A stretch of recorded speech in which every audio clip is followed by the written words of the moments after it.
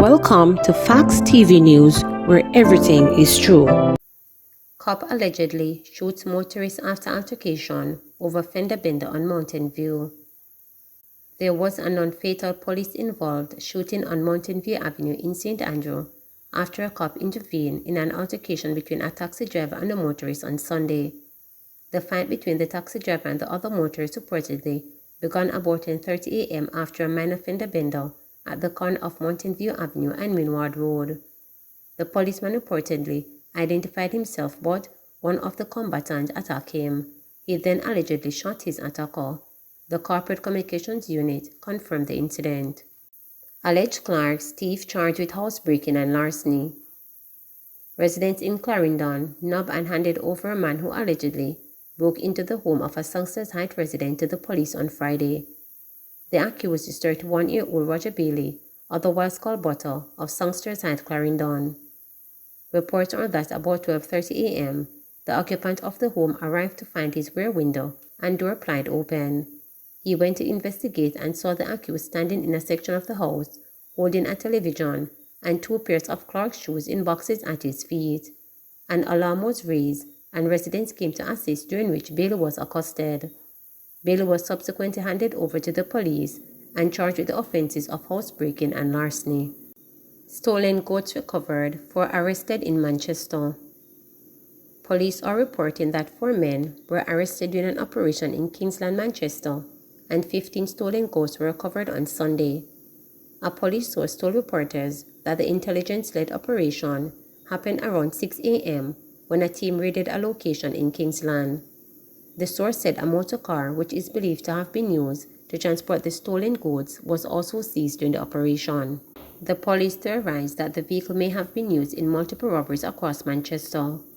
The police are urging people whose goods were stolen to contact the Mandeville Police at 876-962-2250 to assist in identifying them. 3 firearms, several ammunition, and 20 pounds of ganja seized in separate police-military operations. 3 firearms, several rounds of ammunition, and a quantity of marijuana were seized in separate police-military operations across the country yesterday.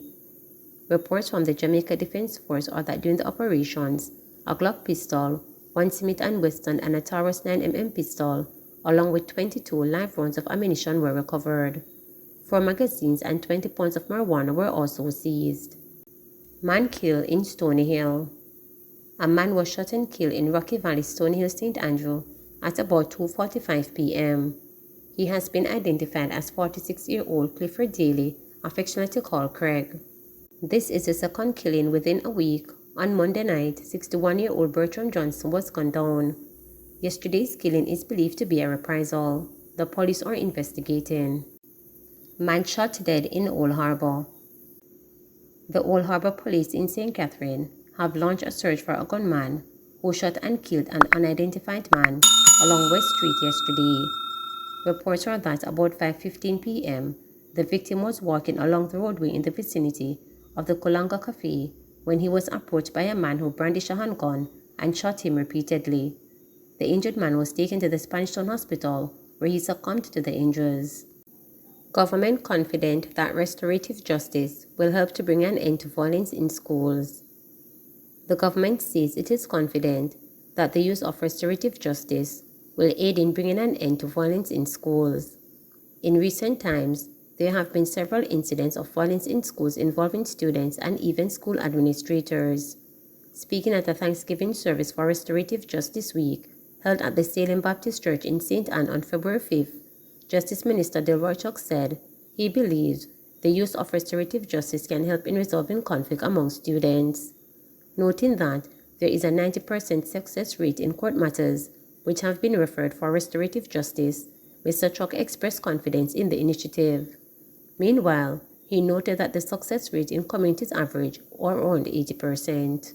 When you see what is happening in the schools, where the teachers are fighting students and students fighting one another, this is the sort of conflict that we are trying to get into the schools to correct. But the communities are at war, and we want more of these conflicts to be resolved, and we know they can be resolved with restorative justice. We feel that if we can take restorative justice to every nook and cranny, to every corner and crevice of Jamaica, and really urge people to buy into the program and use it to resolve their disputes, Jamaica could heal. Jamaica could be that paradise. So this is the mission that we have embarked on at the Ministry of Justice, and this Restorative Justice Week is really a celebration, and we have a lot to celebrate. We know that in the courts, when they refer matters, 90% of them are eventually settled. And matters coming from the communities averaging 80%. So we know it works. And this can be the healing tool to save Jamaica from the escalating crime, violence, wrongdoings of all kinds. And therefore, Church, I ask you to learn more about it, buy into it, and make sure Jamaica can be where we live, work, retire eventually. St. James Police working to ensure a continued reduction in murders this year. The St. James Police say they are working to ensure a continued reduction in murders in the parish this year.